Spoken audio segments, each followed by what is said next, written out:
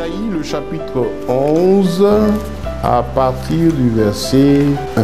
Si on veut donner un thème à notre étude, je dis que nous allons parler du Saint-Esprit ou la Pentecôte de Dieu, le don de Dieu.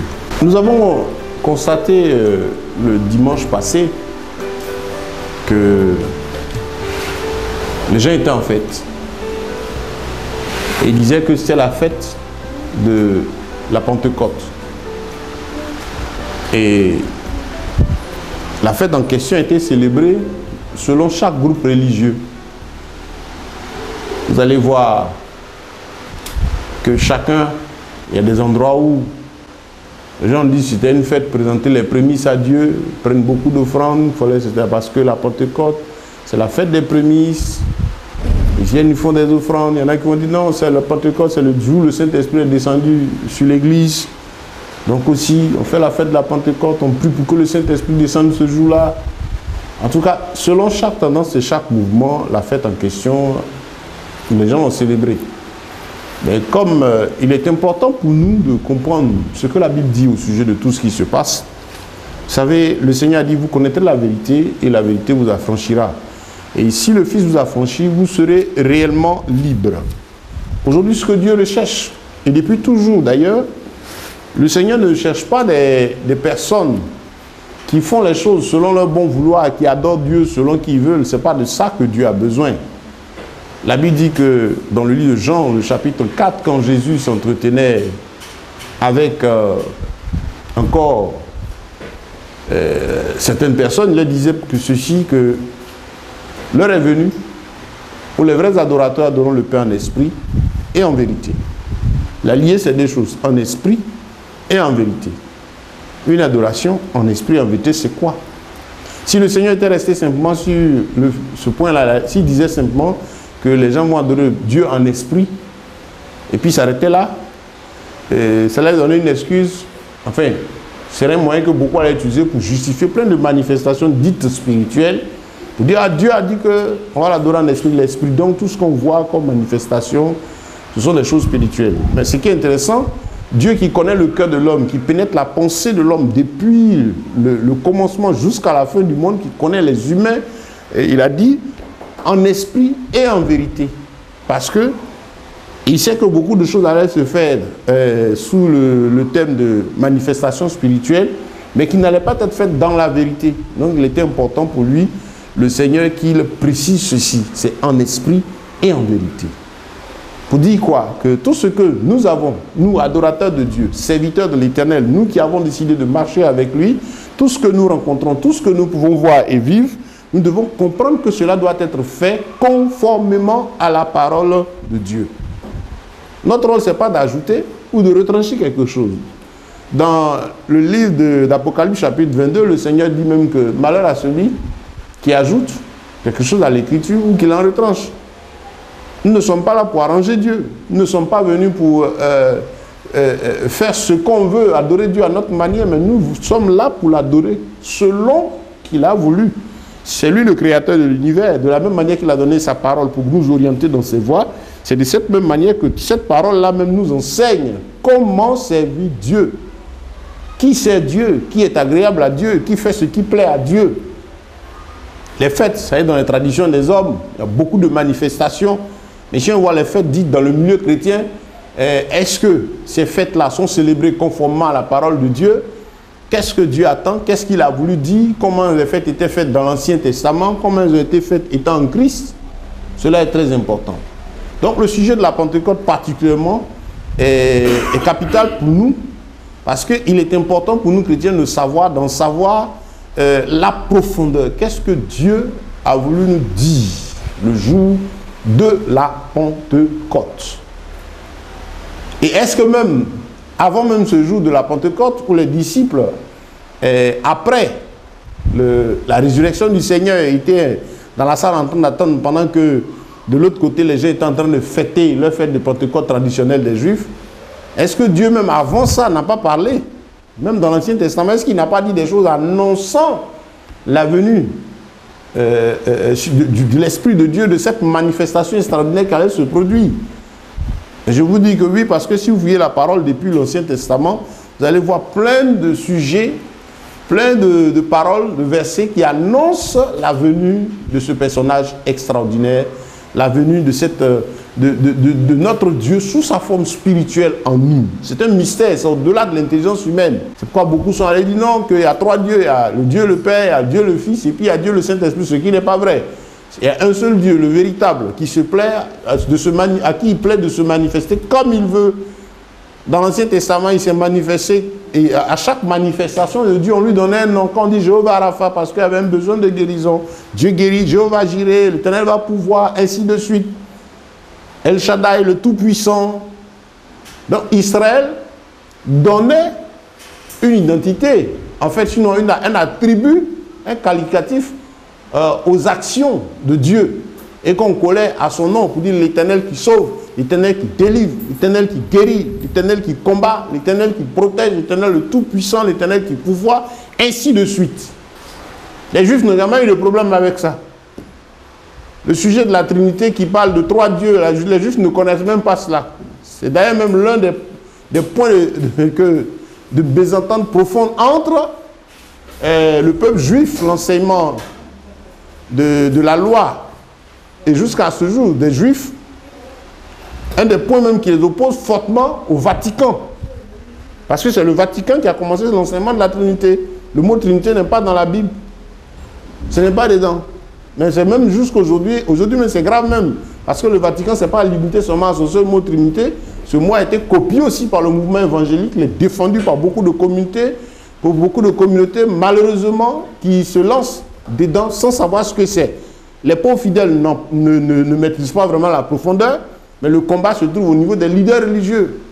Vous prenez de grandes communautés dites évangéliques et protestantes aujourd'hui, qui étaient censées autrefois vraiment avoir certaines compréhensions profondes de la parole de Dieu, se retrouver à défendre des thèmes.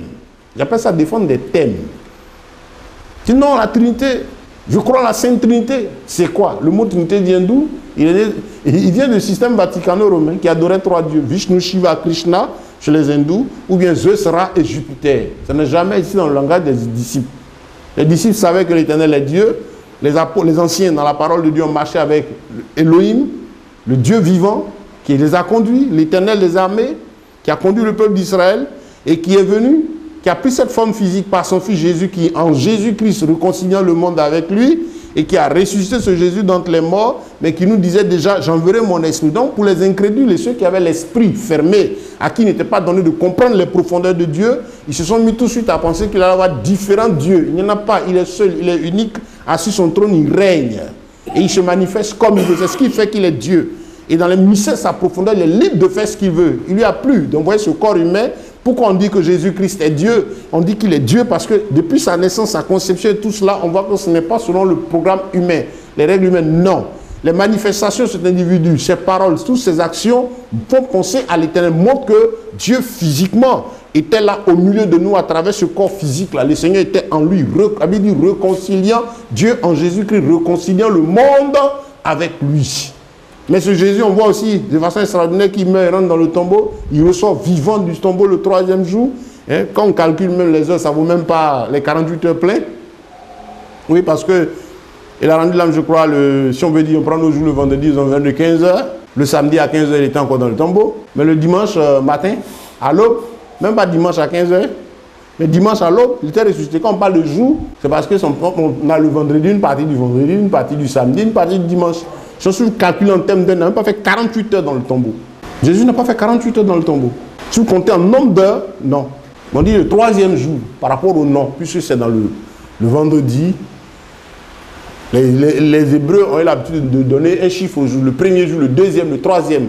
C'est avec l'évolution des traditions et puis les peuples, les noms, ainsi de suite. Un jour, on va étudier cela. C'est les autres peuples qui ont donné des identités, des noms au jour, selon leur Dieu.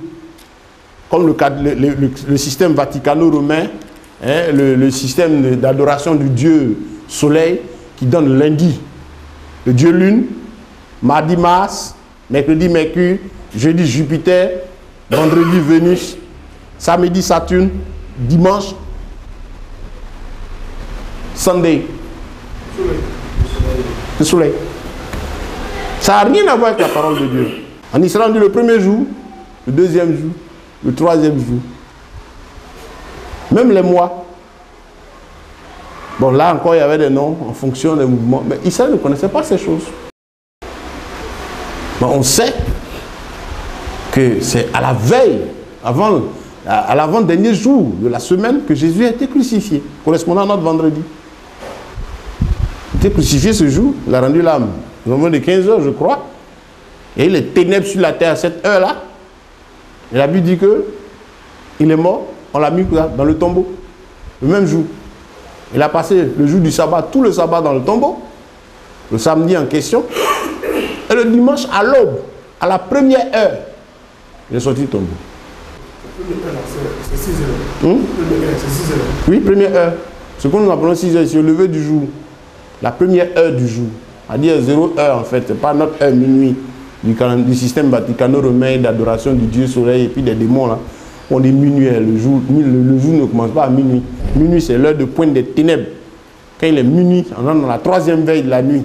La nuit est divisée en 4 parties selon la Bible. De 18h à 21h, première veille. De 21h à 24h, deuxième veille. De 24h à 3h, troisième veille. Et puis de 3h à 6h, quatrième veille de la nuit. Voilà comment c'est divisé. C'est tout. La Bible est simple. Hein? Les hommes ont fabriqué tout, c'est tout. La Bible dit, se vantant d'être sages, ils sont devenus fous. Celui qui a créé le monde, il a donné ces choses. Vous avez décidé de faire ce que vous voulez. Ben, elle est faite.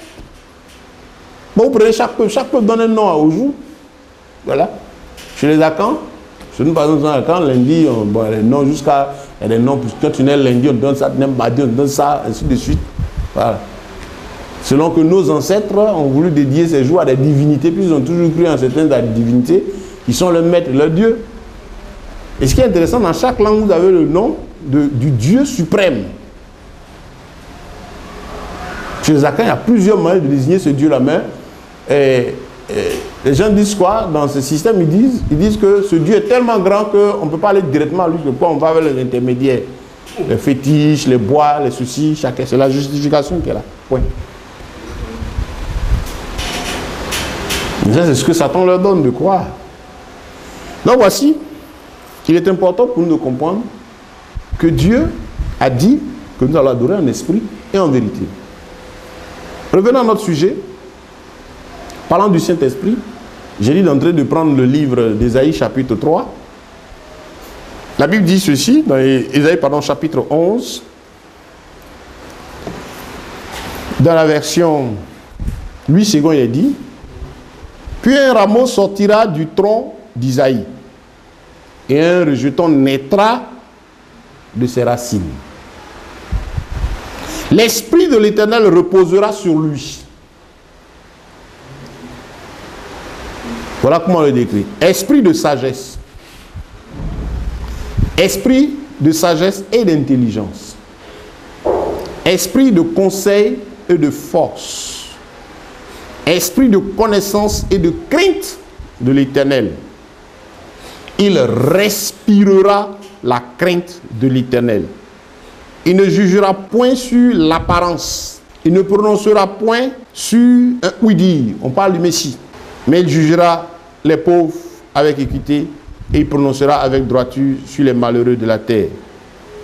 Il frappera la terre de sa parole comme d'une verge et du souffle de ses lèvres, il fera mourir le méchant. La justice sera la ceinture de ses flancs et la fidélité la ceinture de ses reins. Et le loup habitera avec les agneaux et la panthère se couchera avec le chevreau et le veau, le lionceau, le bétail qu'on engraisse seront ensemble et un petit enfant les conduira.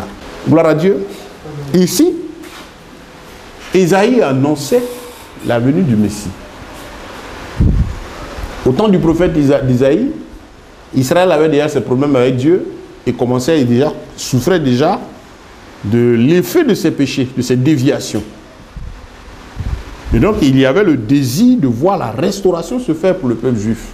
Israël attendait que tout renaisse, que la vie redevienne comme avant, parce qu'ils avaient dans leur esprit le souvenir de ce que Dieu a déjà fait pour eux, par leurs grands-parents. Je ne sais pas, les hommes sont tellement méchants et incrédules endurcis. Ils croient aux oracles que, en fait, sinon, aux traditions, on a dit le père, le grand-père donne une histoire, ils prennent, ça ils croient, ils écrivent.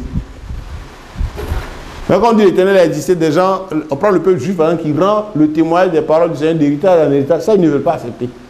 Pour eux, là, c'est ça qui est vrai. On dit Dieu a créé l'homme et la femme, il a fait la boue, il a insufflé le souffle de vie dedans. C'est ce qui est net. Ils disent non, c'est pas juste. Ils commencent à chercher. Il a fait là.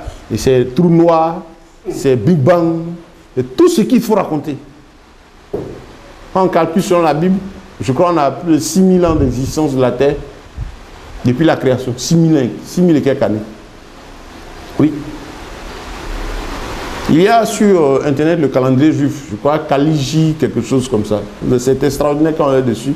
Les dates, les temps, vous savez dans quelle période nous sommes. Donc tout ce qui disent il y a des milliards d'années, c'est faux. C'est zéro. Ils ont créé même les dinosaures qui n'ont pas existé quelque part. Ils sont obligés de faire des clubs des petits dessus. J'ai rien dit, mais matériel Jurassic Park, faire des films spéciaux sur dinosaures. En fait, le truc, c'est quoi? Ceux qui tiennent le monde ne veulent pas que les gens croient en Dieu. Pourtant, ils reconnaissent l'existence de ce Dieu. Et ils martèlent ces choses-là par les films et autres dans les esprits des gens pour qu'on finisse par adopter le fait que les dinosaures aient existé. Si chaque jour on parle d'eux, mais ils n'ont aucune preuve. Ils sont obligés de faire des montages vidéo pour créer ces films. Quand vous voyez les créatures là, se déplacer dans les films, ça fait pitié. Quand je dis ça fait pitié. J'ai un club même dino-train pour les enfants. Quand l'enfant est petit, il faut mettre dans son esprit à faire dino. Et c'est eux qui ont tous des noms. Il y avait le dinotan, il y avait le dinosaure, quoi. Tous ces mensonges. Pourquoi? Pour ne pas que les gens croient en Dieu. Pour ne pas que tout cet artifice, tout ce faux-là est fait pour ne pas que l'homme croit en la parole de Dieu. Parce qu'ils savent la puissance et la véracité de cette parole. Oui. Si la parole de Dieu était fausse, pourquoi il y avait tout ce bruit? C'est la grande question. Pourquoi il y avait tout ce bruit? Si Dieu n'existe pas, pourquoi il a fait tous ces bruits? Pourquoi un fou comme Morgan Freeman, il a vieilli, son visage est en train d'aller vers la tombe? La réflexion qu'il a trouvée ce temps, c'est l'histoire de Dieu. Et ce n'est même pas un bon documentaire. Il met en doute tout ce qui parle de la foi de Dieu, mais c'est ses croyances en lui, de la terre, de ceci, pour dire que Dieu n'existe pas en fait. C'est ça qu'il a trouvé. Un vieux monsieur, un vieux père de famille à un bout d'oreille. Celui-là en train de donner leçon aux hommes. C'est quoi? Le bout d'oreille qui est symbole, la boucle d'oreille pour l'homme qui est symbole d'esclavage. Tu es un homme, tu as bout d'oreille, tu fais quoi avec? Vous avez un basketteur, Dennis Rodman, il a percé partout. La langue, tout, comme on le voit même, c'est dommage quoi. La désolation, vous ne savez pas, c'est de quoi il s'agit, on ne sait plus. Donc vous voyez, si les gens se battent, ça veut dire que Dieu existe. C'est vrai, il existe, incontournable. J'ai regardé un film tout à l'heure, ils font tout, ils parlent de Dieu, même quand ils font semblant de faire prière dedans, ils disent jamais au nom de Jésus. Après, c'est terminé toujours par Amen. Puis les yeux sont ouverts. Là, tu ne peux pas t'adresser à lui, tu ne le connais pas. Ils sont obligés pour le film, ils sont, notre Dieu, ils font une récitation, Amen. Là, le nom de Jésus, ce merveilleux nom, ils ne peuvent pas le prononcer. Respect pour ce nom. Ils ne peuvent pas jouer avec. N'importe qui ne prononce pas ça. Je ne veux pas le prononcer pour avoir la vie. Papa me dit, mais donc c'est que ça veut dire que tous ceux qui utilisent le nom de Jésus aujourd'hui en vain. Bon là, ça c'est des lourds ravisseurs. Et c'est pour dire que si ces mystiques là même n'osent pas jouer avec son nom comme ça, son nom est extraordinaire. On ne joue pas avec. C'est la vie. Et donc, ici, Ésaïe, déjà à son époque, annonce la venue du Saint-Esprit, de l'Esprit de Dieu. Et par la venue du Messie, de notre Seigneur Jésus-Christ, je disais déjà à cette époque-là, les problèmes se trouvaient en Israël. On avait besoin de délivrance. Parce qu'Israël avait expérimenté toutes sortes de prophètes, de manifestations, mais il ne changeait pas. Donc il fallait une manifestation spéciale pour amener l'homme vraiment à être ce que Dieu veut. Et ici, dans Isaïe, on nous présente le Seigneur. On dit, le rejeton de David, c'est-à-dire le Seigneur, notre Dieu, va venir. Mais le verset 2, la Bible dit que l'Esprit de l'Éternel va reposer sur lui. On présente le Saint-Esprit comme esprit de l'Éternel. On dit esprit de sagesse et d'intelligence. Là où le Saint-Esprit se trouve la sagesse et l'intelligence. Ce n'est pas une affaire d'âge. La sagesse, selon Dieu, la Bible dit le commencement de la science, c'est la crainte de l'Éternel. La sagesse dont il s'agit ici et l'intelligence dont il s'agit de ce qui est inspiré par Dieu. C'est lui qui a fait le ciel et la terre.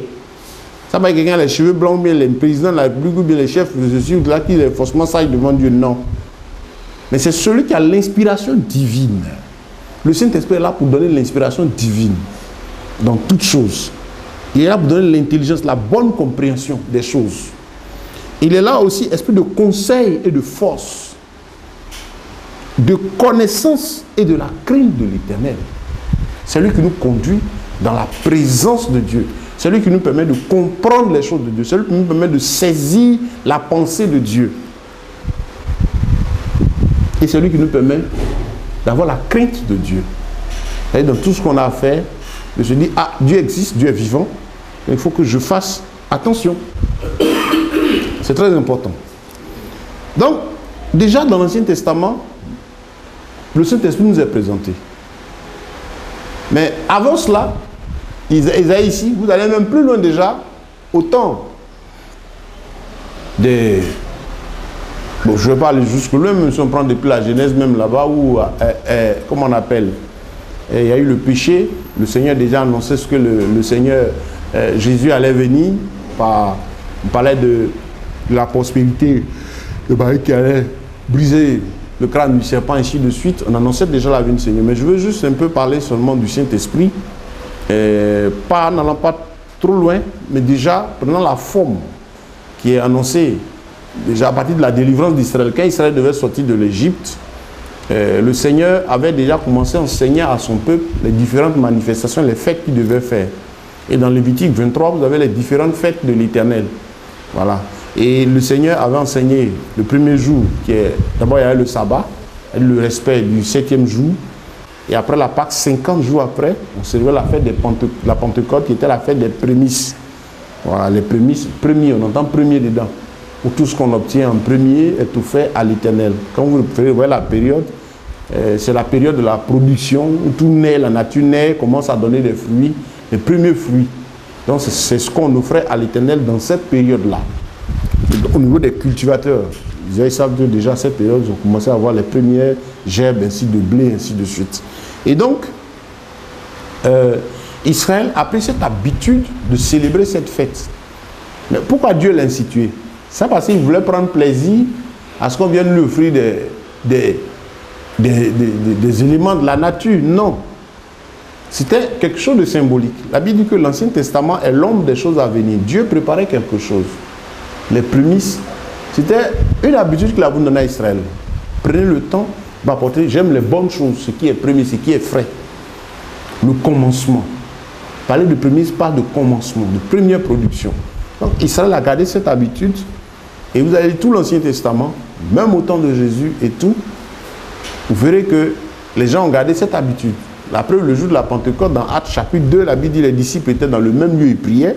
Pendant ce temps, au temple, le temple de Salomon, toutes les nations de la terre étaient arrivées pour faire quoi? Pour adorer aussi Dieu, tous ceux qui craignaient Dieu. Donc ils sont venus, ils étaient sincères. Ils sont venus adorer Dieu et faire aussi leur offrande habituelle. C'était une image pour Israël. Mais Dieu avait voulu changer cela parce que Israël avait fait toutes ces fêtes avec sa force physique, mais n'avait pas vraiment eu de changement selon que le Seigneur l'a voulu. Et le temps était venu d'accomplir à l'égard d'Israël, c'est-à-dire d'apporter la finition du projet, de l'affaire que Dieu avait commencé à travers cette Pentecôte. Le temps était venu pour l'Éternel de matérialiser cela, de montrer physiquement ce qu'il voulait obtenir, sinon faire comprendre à l'homme par la Pentecôte. Le fait d'envoyer la première gerbe. Donc, les gens étaient au temple en train d'offrir, lorsque les disciples, eux, ils étaient à l'écart, dans un autre lieu. On dit dans la chambre haute, ils étaient quelque part. Si vous lisez les évangiles, la fin des évangiles, vous allez vous rendre compte que chaque fois le Seigneur disait, ne vous éloignez pas d'ici. Il faudrait que vous restiez en prière jusqu'à ce que vous ayez reçu le consolateur. Ça, c'était avant l'enlèvement au ciel, avant qu'ils soient enlevés. Donc, Avant que Jésus ne monte au ciel, il avait déjà commencé à dire aux disciples, restez dans ce lieu, priez jusqu'à ce que vous ayez reçu. Vous serez mes témoins. Donc c'est après la réception de cette promesse divine-là que les gens allaient maintenant commencer à rendre témoignage à Dieu. Et c'est ce que les disciples étaient en train de faire. Ils priaient, ils priaient, ils priaient.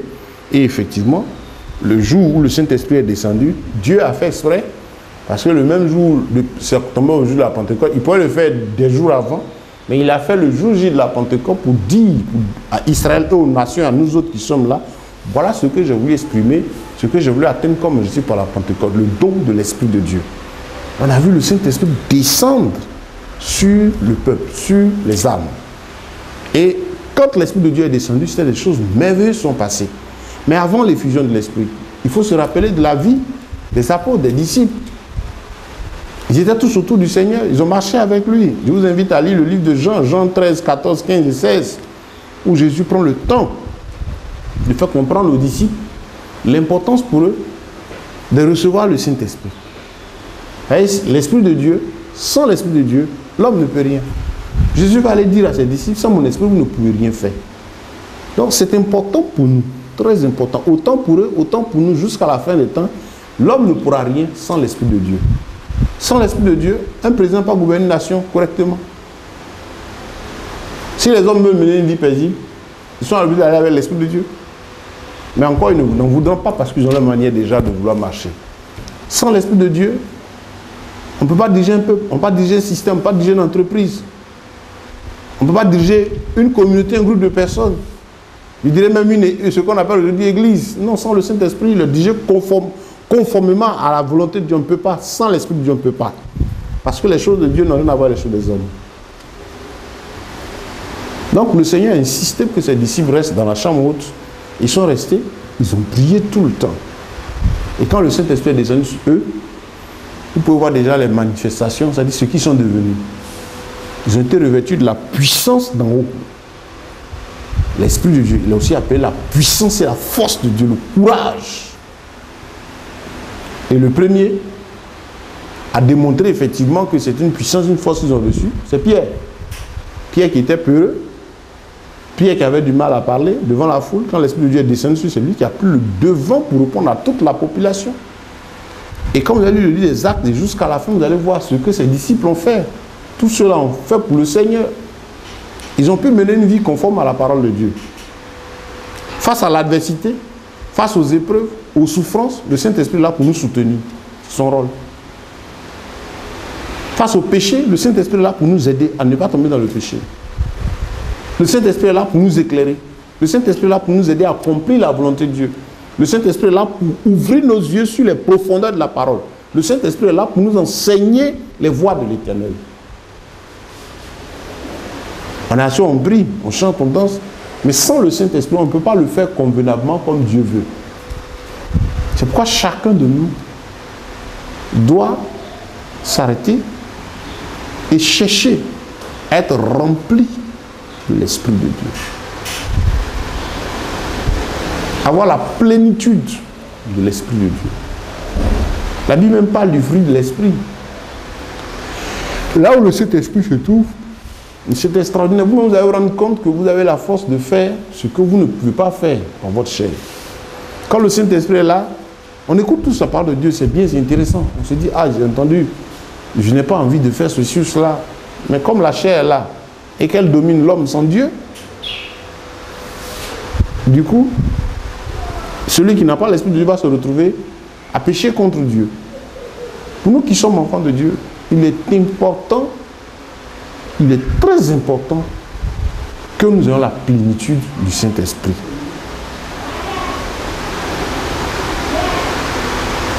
On dit soyez remplis. Donc quand on parle de rempli, c'est un processus. Mais quelque chose comme un récipient qui prend du volume jusqu'à ce que ce soit plein, que ça déborde. Quand on accepte Christ, le Saint-Esprit commence son mouvement, il descend pour ouvrir notre cœur. Et un peu, il ouvre nos yeux, il ouvre notre cœur, il ouvre notre être. On ne dit pas qu'il y a une période déterminée pour cela, mais c'est en fonction de son œuvre dans la vie de chaque individu. Voyez? Donc pour celui qui cherche Dieu de tout son cœur, La présence de Dieu va en grandissant dans sa vie, comme l'enfant qui naît va croître, jusqu'à ce que nous soyons pleins de cette présence, qui va nous aider à pouvoir sourire là où les gens ne peuvent pas sourire, à pouvoir aimer, pardonner, avoir la force d'avancer, de ressembler à Dieu. On ne peut pas ressembler au Seigneur sans le Saint-Esprit. Je ne peux pas de n'importe quel esprit, ni l'esprit de vérité, l'esprit de Dieu, l'esprit de crainte de l'Éternel. Aujourd'hui, quand on parle du Saint-Esprit, beaucoup font tout de suite allusion à ce qu'ils appellent l'onction. Un certain personnage qui vient, qui fait tomber, qui fait bouger, on dit, ah, il est rempli de la puissance. Ce qui est intéressant, ils ne disent pas qu'il est rempli du Saint-Esprit. Il est plein d'onction. Le Saint-Esprit, Esprit Saint. Tu ne peux pas jouer à son nom. Et là où il se trouve la sainteté. Tu peux avoir le Saint-Esprit et puis être impudique. Tu peux avoir le Saint-Esprit et puis être hypocrite. Tu ne peux pas avoir le Saint-Esprit et prêcher pour escroquer les gens. Tu ne peux pas avoir le Saint-Esprit et puis être cupide. Non. Quelqu'un ne peut pas avoir le Saint-Esprit, l'Esprit de Dieu, et puis mentir, utiliser l'évangile, et puis mentir. Ce n'est pas possible, ce n'est pas l'Esprit de Dieu. Là où se trouve, il n'y a pas ça. Quelque part, il inspire, là, on dit, il respirait la crainte de l'Éternel. La sagesse, la force, la crainte de Dieu. C'est sa nature. Dans Galates 5, le chapitre 22, pardon, Galates chapitre 5, le verset 22, le Seigneur nous dit, on parle des fruits. Voilà, pardon, on parle du fruit de l'esprit. Le fruit, un fruit. Ce n'est pas des fruits, c'est toujours l'erreur qu'on a toujours fait. Mais le fruit de l'esprit. Galates chapitre 5, le verset 22. Mais le fruit de l'esprit, voilà, le fruit. C'est-à-dire quelqu'un en qui l'esprit de Dieu se trouve, il y a un fruit qui se produit. Ce fruit-là, Galates 5, 22, mais le fruit de l'esprit, c'est l'amour. C'est la joie. C'est la paix. La patience. La bonté. La bénignité. La fidélité. La douceur. La tempérance. La tempérance, c'est très important. Maîtrise de soi. Par le Saint-Esprit, là, on a la maîtrise de soi. Et quand il n'est pas là, que l'homme ne se maîtrise pas. Ça, c'est un élément qui manque à beaucoup d'enfants de Dieu. Il faut demander la maîtrise de soi. Le Saint-Esprit, il nous donne le calme.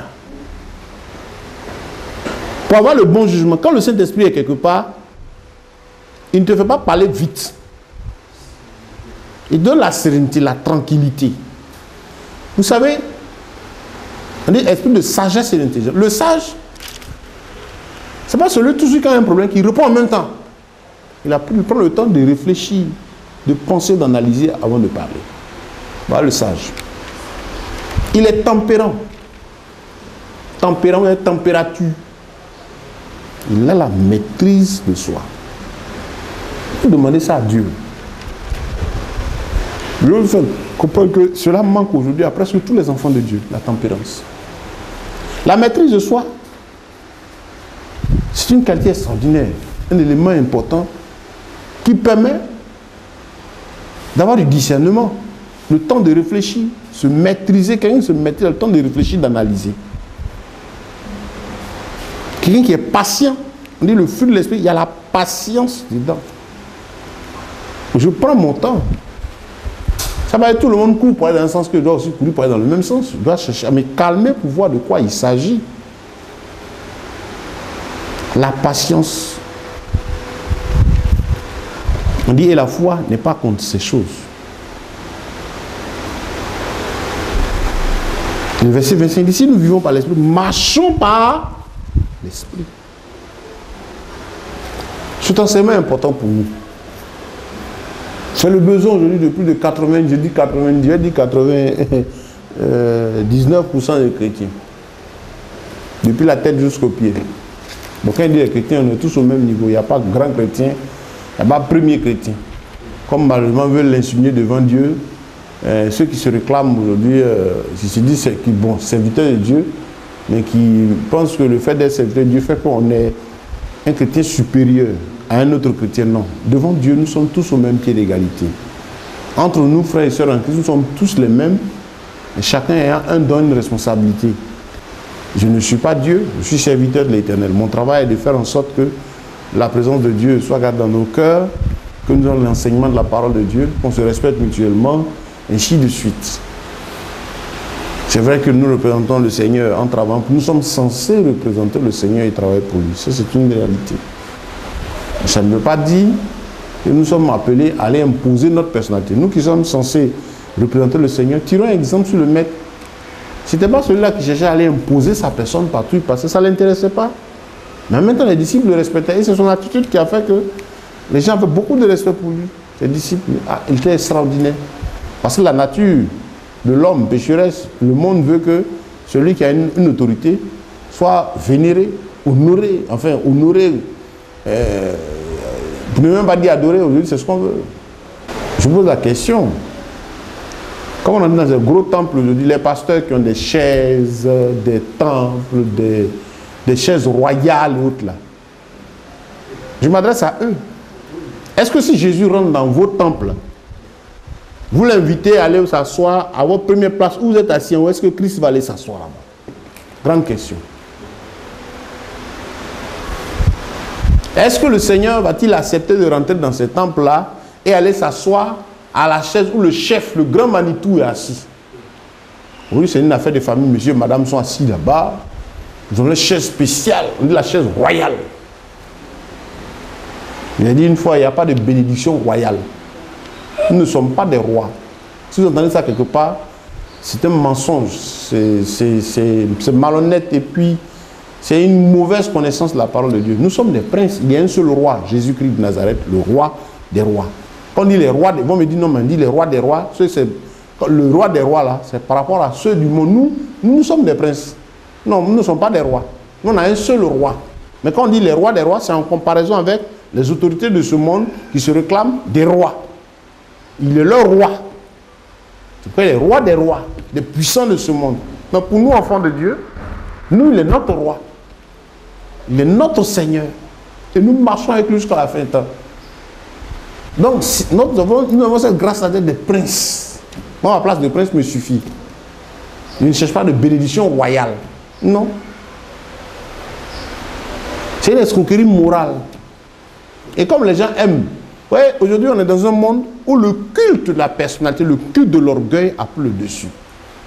Remplacé par un mot qui s'appelle développement personnel. L'homme doit contempler sa personne. Tout son attirance, c'est sur lui, moi. Même à l'église, les enseignements de Dieu, c'est ça. Tu seras. Jésus dit, tu seras. Le Seigneur me dit, tu. Vous allez écouter les messages. Il n'y a même pas un honneur qui va au Seigneur. Mais le gars arrivé, c'est pour lever les hommes.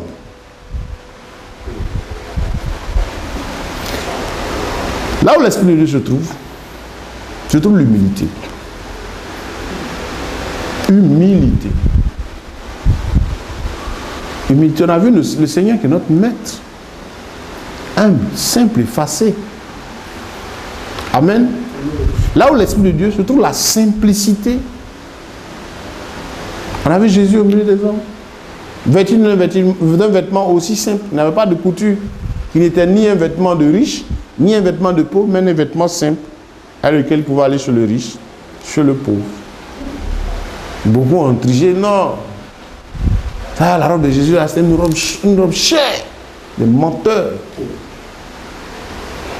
Pour défendre le fait, pour défendre quoi? Leurs vestes chères, leurs chaussures chères, pour dire au peuple, en tout cas donner assez d'argent parce qu'il faut que j'ai la dernière voiture, j'ai la meilleure chair, on est des pupitres. Ça sert à quoi? A dit il faut créer un temple, un lieu où c'est un objet glorieux, c'est le chef d'entreprise qui est là, tout brille, il s'en fout quoi. Les âmes ne signifient rien en fait. C'est lui et son bâtiment qui signifient quelque chose. C'est ce que ça veut dire. Donc bien aimé, pour aujourd'hui, nous parlons de la Pentecôte de Dieu, le don de Dieu. Dimanche prochain, on va poursuivre. Mais aujourd'hui, il faut comprendre que l'Esprit de Dieu, il est tout pour nous. Sans lui, notre vie n'a pas de sens. Et Jésus a prévenu les disciples. Et c'est le Saint-Esprit qu'ils ont reçu au jour de la Pentecôte et qui est là définitivement pour nous conduire dans les profondeurs de Dieu. Si nous voyons toutes ces déviations autour de nous, au niveau chrétien, bon, dans le monde, c'est parce qu'ils n'ont pas l'Esprit de Dieu qui vivent comme ils vivent.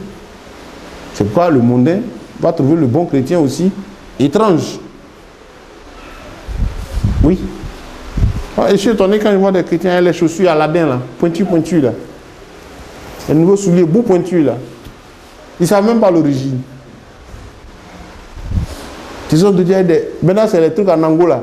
Les habits serrés, plaqués, les dents durs comme ça. Et puis maintenant, c'est boutonné, serré, le ventre est serré. Et puis les dedans, il marche à la chaussure pointue. Il dit, il est prospère. Est-ce qu'on a besoin de ça? Je pose toujours la question. Si c'était le Seigneur Jésus, est-ce que ces habits que vous portez là, pour qu'on vous voit là, est-ce qu'il allait porter ça? Non.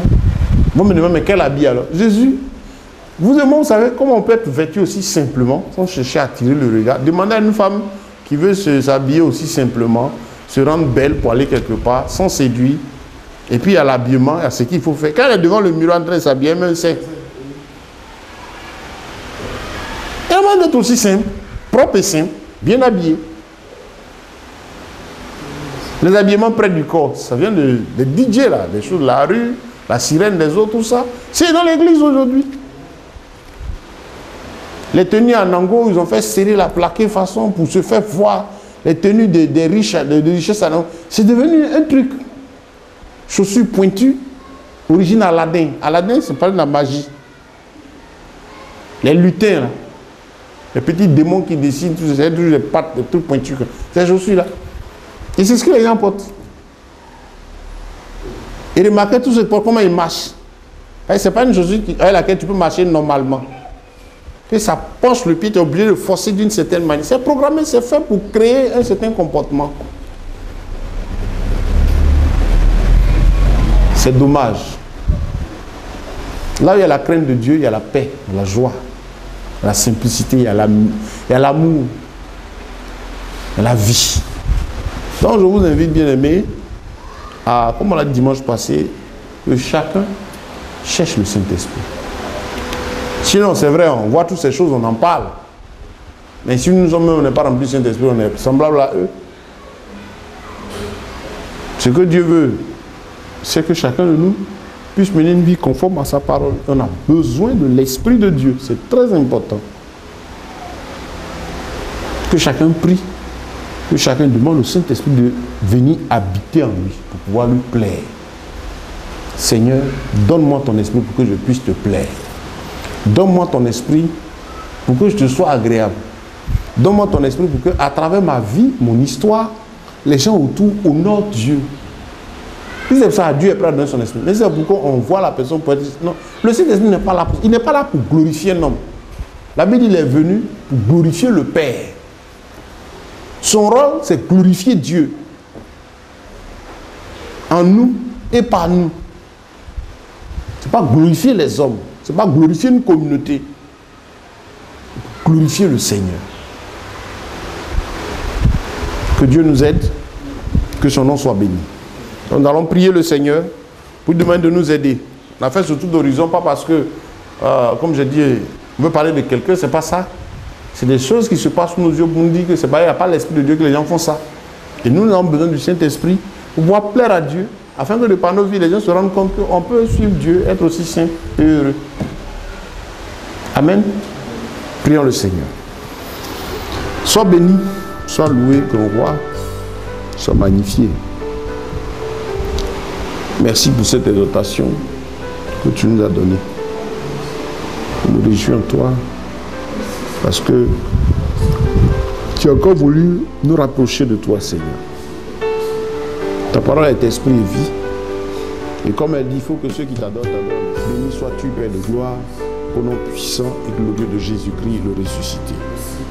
Merci notre Dieu et notre Père. Au nom de Jésus. Alléluia.